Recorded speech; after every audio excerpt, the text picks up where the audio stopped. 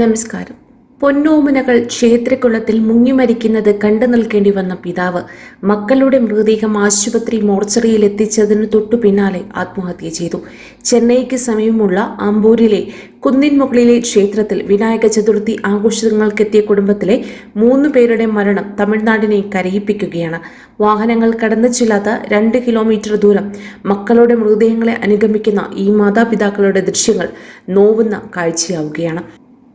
വെല്ലൂർ ആമ്പൂരിലെ കൈലാസഗിരി കുന്നിലെ മുരുകൻ കോവിലിലെ കുളത്തിലെ 2 കുട്ടികളുടെ മുങ്ങിമരണമാണ് കാണുന്നവരുടെ ഹൃദയത്തിൽ കൊളുത്തി വലിക്കുന്നത്. ഉത്തരാഖണ്ഡ് സ്വദേശി ലോകേശ്വരനും ഭാര്യ മീനാക്ഷിയും 2 മക്കളും വിനായക ചതുർത്ഥി ആഘോഷങ്ങളുടെ ഭാഗമായാണ് ക്ഷേത്രത്തിലെത്തിയത്.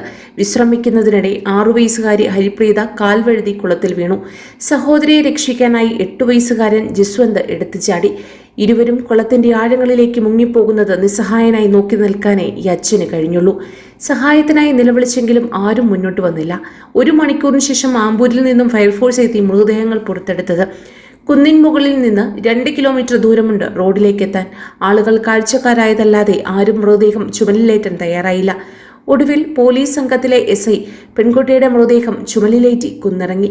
ഹതഭാഗ്യരായ ആ അച്ഛനും അമ്മയും തൊട്ടു പിന്നാലെ. രാത്രി മുഴുവൻ ആമ്പൂർ സർക്കാർ ആശുപത്രി മോർച്ചറിക്ക് മുന്നിൽ കരഞ്ഞു കഴിച്ചുകൂട്ടി ലോകേശ്വരനും ഭാര്യ മീനാക്ഷിയും. രാവിലെ ആശുപത്രിയിൽ നിന്ന് ഇറങ്ങിയ ഇരുവരും നേരെ പോയത് ആമ്പൂർ റെയിൽവേ സ്റ്റേഷനിലേക്കാണ്. പ്ലാറ്റ്ഫോമിലെ കടയിൽ നിന്ന് ജ്യൂസ് വാങ്ങി ലോകേശ്വരൻ അതിൽ കീടനാശിനി കലർത്തി കഴിച്ചു. ബാക്കിയുണ്ടായിരുന്നത് കഴിക്കാൻ ശ്രമിച്ച ഭാര്യയെ അനുവദിക്കാതെ തള്ളി താഴെയിട്ട് ലോകേശ്വരൻ കുഴഞ്ഞു വീണു. യാത്രക്കാരും റെയിൽവേ പോലീസും ആശുപത്രിയിൽ എത്തിച്ചപ്പോഴേക്കും ലോകേശ്വരനും മരിച്ചിരുന്നു. ഏറെ കണ്ണുനീരണിയിക്കുന്ന ഒരു വാർത്തയാണ് പുറത്തു വന്നത്.